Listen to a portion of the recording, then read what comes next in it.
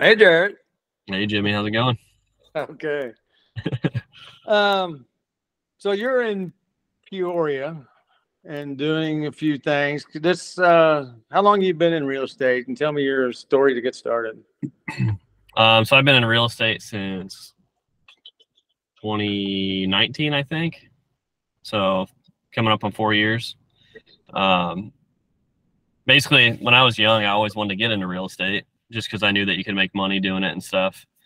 Um, but I was working at a company called Ameren, which is a utility company, and I was a apprentice lineman there and hurt my back. And I had just bought a big house with all the lineman money I was making. And it put me in a really hard spot. So while I was off work, I realized I needed to like build some passive income in order to afford the house. And so I actually 6 months earlier I'd bought like a mentorship about purchasing mobile homes to create passive income. And then once I got hurt, which was after I purchased that program, I decided to go all out on it. And I didn't care what it took or how long it took, but I was going to get something done, and I needed that money.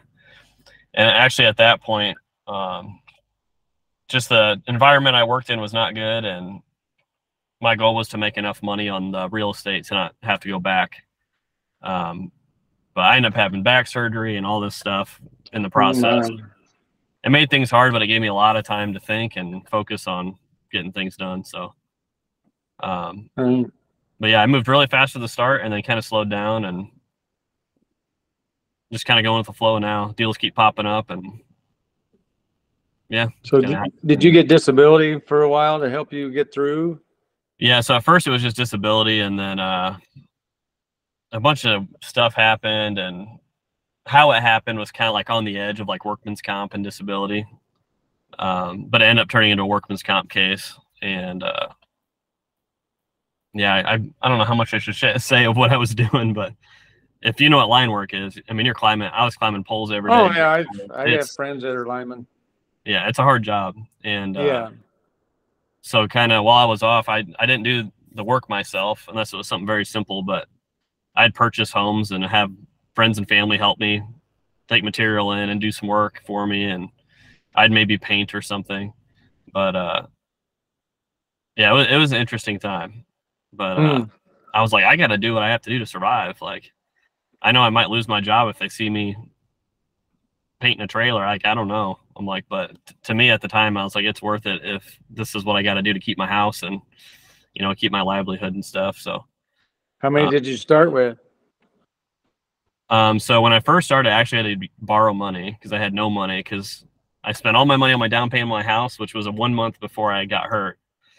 So I had $0 to my name, and Wow. I borrowed $3,000 and I bought two mobile homes. Wow. And I put Same lot. so it was Same the lot. same trailer park. So I buy them inside of trailer parks. Okay. But I put some money into one. I put about 5,000 into the first one, and then I bought the other one for 1,500. I put probably another $500 into it, and I negotiated 4 months free lot rent on both. And those first two about made me go broke. I held on to them for the 4 months of free lot rent, and then after that was over, making not much money, and it was costing me my Ameren bill and then the holding fees, which was now $425 a piece, plus my house payment. So I was in the hole every month. So finally, I was getting desperate, and I was trying to sell them to like break even. And then all of a sudden, I like finagled the numbers a little bit because I do all rent to own. So I lowered the monthly payment below like my normal threshold, and then they sold immediately. So I sold the first one I think I bought it in July. I sold my first one in December, and then the second one in December too. I think it was Christmas Day. I negotiated a deal with somebody, and then it was like each month I did a deal for 4 months, and that basically almost covered my house payment in the first 4 months of figuring that out. But yeah, that's kind of how I started, basically. So So you still got those trailers rent to own, or they sold off finally? Yeah, so I got really lucky. The first one that I sold, it was a 3-bed, 2-bath, like 1,200 square feet mobile home. And it took me forever to rent it, like I said. But the girl I rented it to, I did no background check. I didn't verify income, anything.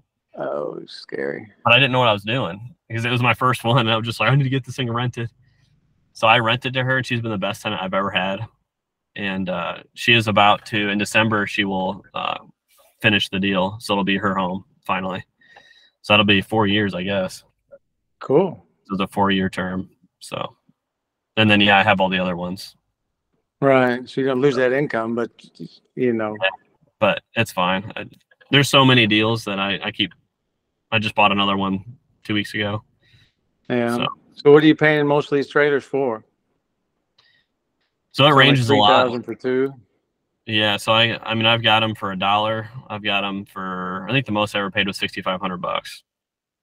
Wow. So yeah. And when I pay $6,500, I basically just buy it. I walk into it, vacuum it, clean it up a little bit, then I list it. So you're not, but you don't own the land that's under. Nope. It's a rental lot. Yep. Like the one I'm looking at, there are 2 trailers on a lot you would buy. You'd own the lot. Yeah. And I have a friend that does that too, and he does pretty well at it. But he usually buys them for like $800 with the lot and the trailer, like on tax sales. Mm-hmm. And I'll turn around and sell all of it together for like 10 grand. Right. Yeah. Yeah. I'm not paying 10 for it. I already know that, but yeah, I haven't got to talk to the lady and see what they're wanting to do with it, because they're just hoping a prayer for 10,000. Yeah. Yeah. I don't know. Yeah, I could buy so many mobile homes for under $5,000 that don't need very much work. And that's where I try to stay. And then I'll sell them on payments. The total payment will be between $725 a month to $950 is my highest one. But then you got to pay the park. So out of that money. So what's your term on those? 950? So like a 5-year note? 6-year. So 72 months? Yeah, 72 months. And then that one I'll be cash flowing, and that one I still have to rent. It just came open for the first time since I sold it the first time. So a lot of, as you probably know, with lease options and rent to own, right, 30% of the people follow through. So I had this one for 2 years. I bought it with private money, paid off my private money, and then the month I actually paid it off, the girl moved out, and now I'm trying to re-rent it, and I'll be cash flowing $400 a month on it. Cool. And it's already paid off, so it's pretty cool. Yeah. Yeah, they do well, and it keeps getting better and better as the time goes on. So. Right. So how many trailers you got going right now with rent to owns? And you don't just rent them, you rent to own everything? Yes, because the mobile homes, they need a lot more work and like maintenance than a normal home. So you want to make sure that the people that are moving in have kind of pride of ownership, so that they want to take care of it and stuff. That's why I'll only do rent to own. And I'm not even sure. I think I have 12. I had 12. I sold one, and then I just bought another one. So cool. Yep. And then I've also got a couple single family homes. Actually, I bought a church, an old abandoned church, which I'm trying to sell now. And what are you doing with that? Trying to make it into apartments or something, or just a house, or what? So that, I was just driving down the street one day, and it's right by my Airbnb, which is where I used to live. And it was always overgrown with trees and brush and all this stuff. And I saw a couple of younger people outside, like cutting the trees down and stuff. So I pulled up next to them, and I was like, hey, you guys buy the place? And they said, no, we're trying to sell it. I'm like, oh, well, I'd be interested. I just like the location. And I basically told them, you can stop cutting stuff down if you want. Sorry, I got something in my throat. And I would take over and finish cleaning it up for you and stuff, and then that'd be part of the deal. So I walked through it. The whole thing needs redone. It's in really bad shape, but it's 6,000 square feet, 5,800 square feet. And it's walking distance from my house / Airbnb. So I did end up buying it. There's a trailer park right next door. So I was thinking about turning, there's like a pole barn, thinking about turning that into storage, indoor storage. And then there's like the sanctuary of the church. I was going to turn it into like a 1-bedroom apartment. Mm-hmm. And there's a basement that's massive that I thought about turning into more storage, or I was thinking about actually building like a podcast studio down there.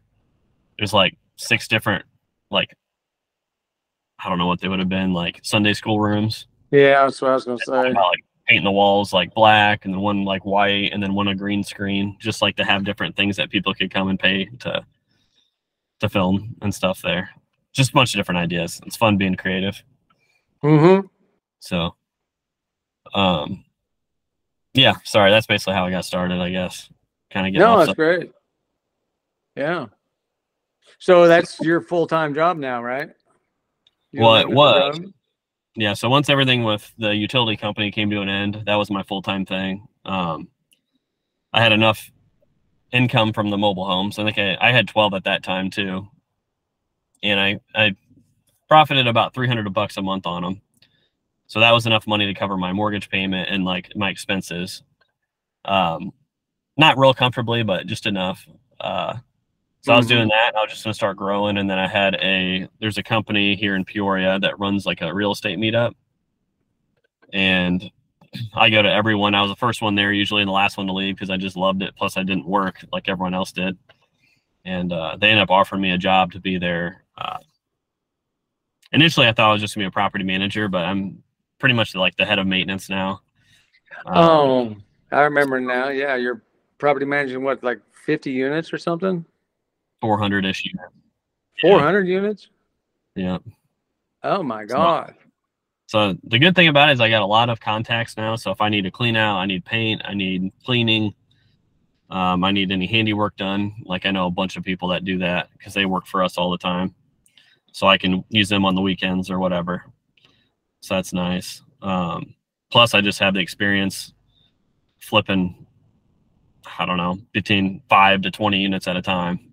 So getting better. Yep.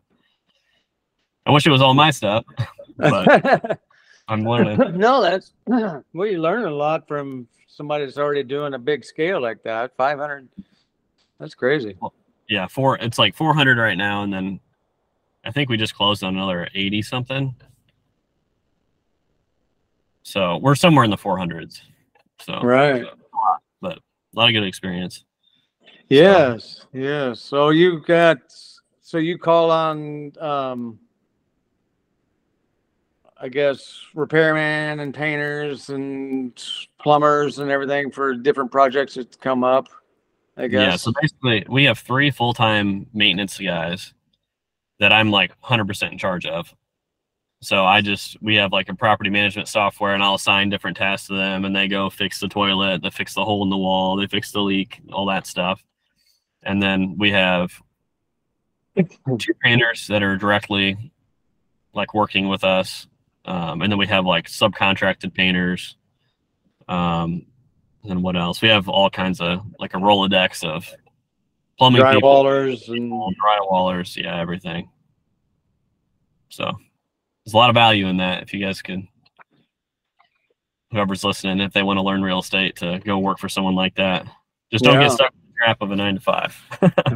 You do get used to the income, and it's like, you don't want to lose that. But I'm trying to work my way out of there. Well, Pace calls it a superpower to have a W-2 because it gives you your secure income and gives you the power to do whatever you want outside of that in real estate.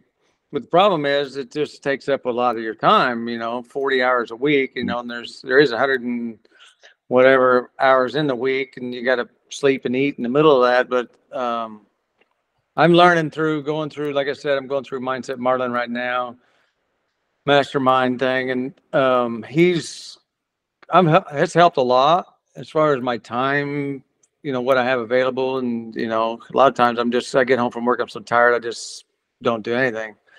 But I need to find the value of, I need to get going. I got 6 months. I want to get out of here, and I need to do that. So you just got to get your head right. Yeah, definitely. Have you noticed it too? After you kind of get started and get the ball rolling, it's easier to do it than it was at the beginning, for sure. Yeah. Oh, when I bought that first house, as soon as I get off work, I'd go up there and I'd be there till 9 o'clock at night. And then I'd Yeah. come home tired, but I'd jump up, go to work, and get up there, as soon as I could. It was it was like magic. I had so much energy at that time because it was new and I enjoyed it and I knew it was going to work. And now I'm calling people. I'm not as excited about that. Maybe I don't know Yeah. as I was having I do property. not like that part. One thing that I really love is networking. So my really my last few deals have all been just from talking to people, not like calling people, but going to like real estate meetups. And me and my friend are going to pick up a really good flip. It's a really nice house and it's pretty much done. Just it needs like repainted and the bathroom, like one new bathroom. And it's in a really nice area. It's got an HOA. It's on 2 big lakes and all this stuff. And we're getting it for like under 50% of the ARV. And that was just Wow. from a real estate meetup. And I brought a friend who wanted to get into real estate. And one of the realtors walked up and goes, "How you doing, Jared?" And I was like, "Hey," I'm like, "This is my friend. He's looking for his first flip. Do you have any?" Like trying to coach him on how to talk to people. Mhm. She's like, "Yeah, actually I do." Well, then I haven't seen the kid in a while and he hadn't come back. So I was like, I just kept following up. And finally she's like, "Yeah, they're ready to sell it if you want to come look at it." And you know how the pictures always look bad or better than what Of it is. course. Well, this was the opposite. She had pictures before they had rehabbed it and told me how much it was worth. And I was like, okay, well, this is probably still a good deal. And then I showed up and they already did the rehab like 10 years Cool. earlier. And then Cool. it just needs painted basically. So I was like, for that price still? She's like, yeah. I'm like, okay. Like, so we're working our way through that one right now. We close on the 11th on that. Good. So anyway, You're traveling now. yep. You're with family in Texas. Yep. Went down to San Antonio. Okay. So you have a wife and kids, or what's your family situation? Nope. I'm single. No kids, nothing. So just living life. Living the Oh man. dream. Yeah. Someday. Yeah. But honestly, like right now, I just know how I am. Like being single, I'm way more motivated. I don't have any distractions. So it's kind of nice to kind of build this or build my thing before, I settle down. So I want to do some traveling and stuff. So, yeah. Yeah, the relationship definitely takes up a lot of time, which kind of you want to give plenty of time to a relationship if you get into one. It's, trying to manage what you're doing, especially with your 400 something units and Yeah. your other, which the others are probably pretty self-managed, I guess, since they're rent to own. I'm taking Yeah. it. Yeah. So you don't have to do too much for them. They pretty much fix their own No. stuff. Yeah. I So do that's have nice. the Airbnb and the Furnish Finder. The Airbnb is pretty much self-managed too. I have a management company that manages it for me, Okay. but that thing is amazing. That makes me the most money out of anything I have. Is it a Even one more. unit? Is it just Yeah. one unit in Peoria? Yeah. So, yep. So it's right on the river, which if you're from Peoria, the river is kind of gross, but when you're from out of town, you see the river like in the pictures and it's beautiful, which it is. Yeah. I'm close to the Illinois down this side, so All right. we get your dirty water down here. Yeah. But it's funny if you look at my reviews because it's right on the beach. So you like oversee like some like a rolling hill, some Are grass. you on And the then east or the west side of that? I'm on the east side, so you get the sunsets. Okay.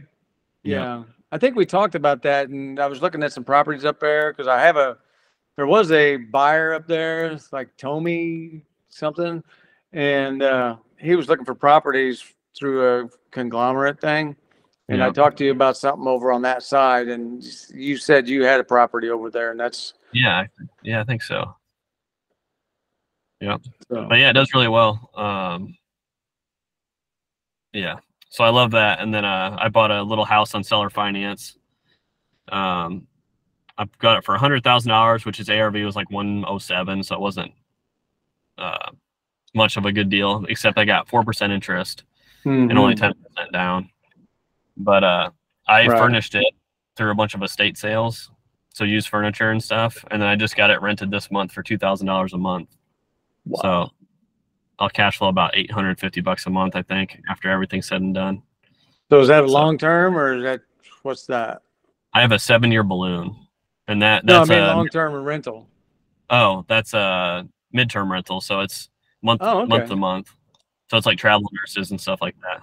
Cool. So it's more work, but I just wish sometimes I like being in a small town or in the country, but I'm an hour from Springfield, hour and a half from St. Louis conglomerate, from Alton all the way to K or whatever is on the other side.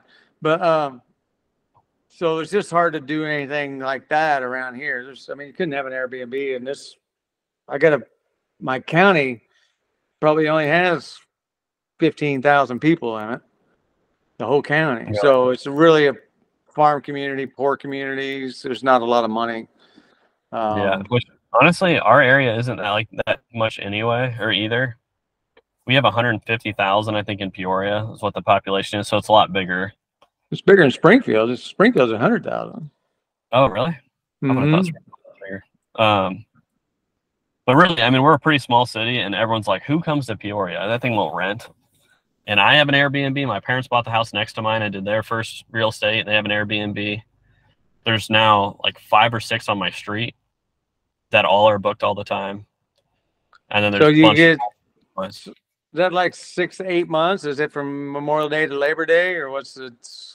Well, so it's rented all year round, but over the summers, it's just stupid how much it rents. Like it's 90% occupied or more, typically.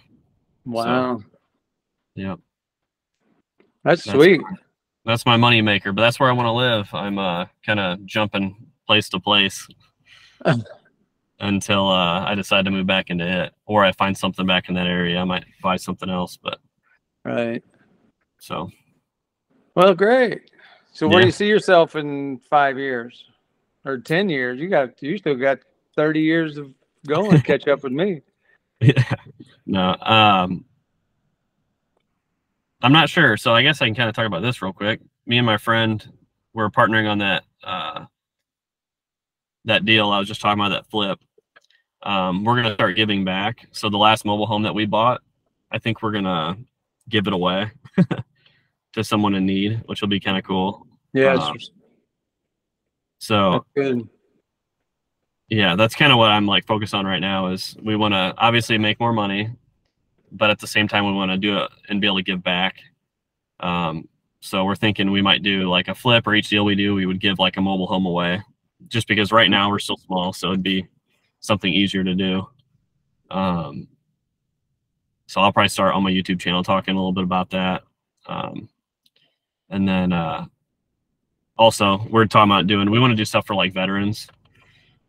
Neither one of us are veterans, but we have hearts for veterans and stuff because we love the country and everything.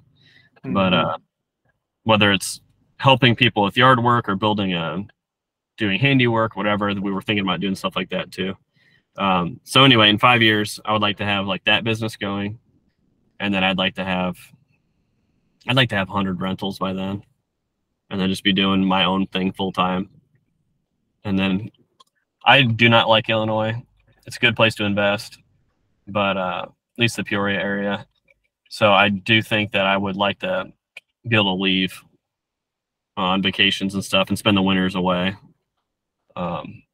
So like this year I was gonna go to the Philippines, but I don't know if the COVID lockdowns are gonna come back. I don't leave, but you're talking about it. Yeah. So anyway, yeah, I don't really know. In 5 years, I have money goals and stuff. But the main thing is I just want to buy the freedom, and then also to be able to help people. So exactly.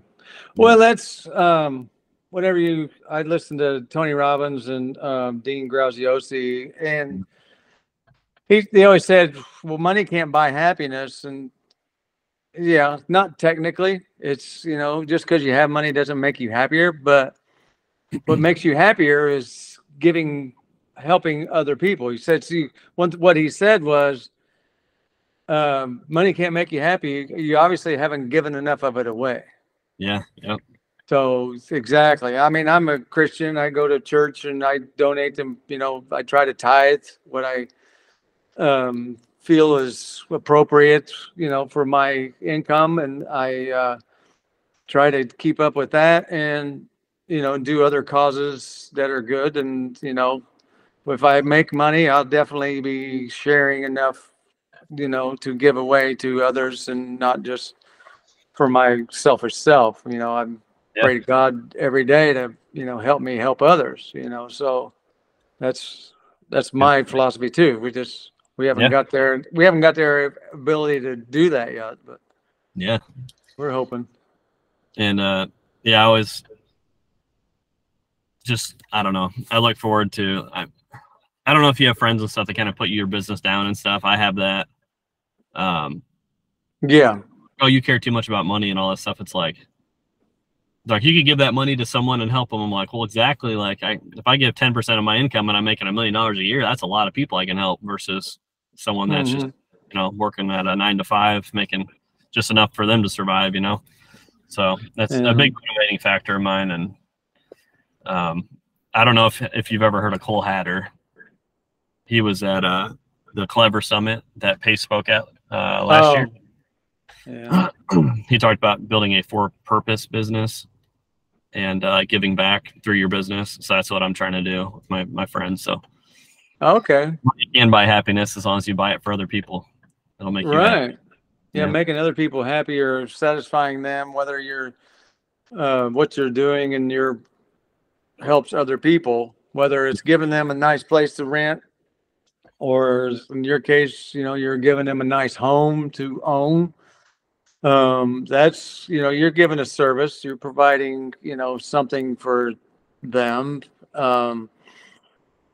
Hopefully you're making a little bit on the side where you can support your family and your life and your, things you want to give money to, church or family or whatever, and take trips, I have some friends that tell me that it's, I'm wasting my time. It's not going to work. That somebody's going to take advantage of you. You're going to lose money. You're going to get sued. And, that I just push them away. It's just, how many houses have you owned? None. Yeah. So, I have no experience. And then I have other friends that say, you're doing great. You got a good plan. This is, wish you the best. And it's, they're fully supportive, and they don't have anything to do with real estate. And I talk to them and they don't want to. Yeah. But that's fine too, but they're supportive. Yeah. So I got all the way from the gamut of full support. I don't have anybody tell me I'm, cheating people or anything. It's like you said, it's, you're taking advantage of people and you should be giving that away or whatever. You're making a living, whether you're working for somebody else, whether I'm working at the post office, you're working for your management company, somebody's, you're making money doing something. Somebody's, money does make the world go round. You got to buy groceries. You got to pay your rent. You got to pay your mortgage, whatever. You got to have money. Yeah.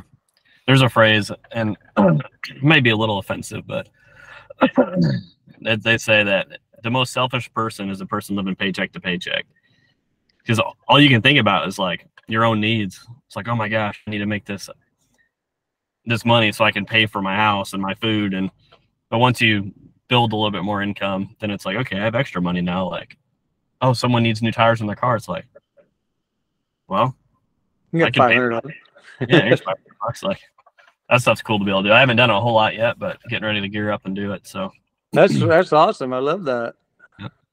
That'd be something to look forward to. Something, So we just need to get some more deals going and get some. I've got some buyers. I got plenty of buyers. I just need to find the deals. Need to find, I need to get better on my convincing. Maybe, do the send or submarine where I close the door. Say, if I get you this, is this going to work? If I get you, be able to, price and commitment to whatever, the different doors in the submarine. So that's what I'm learning too. So. Yep, definitely. It's all a process. Yeah. So cool. Well, appreciate you taking time out of your vacation. Yeah. Well, thank you. It was fun. We'll stop the recording. All right.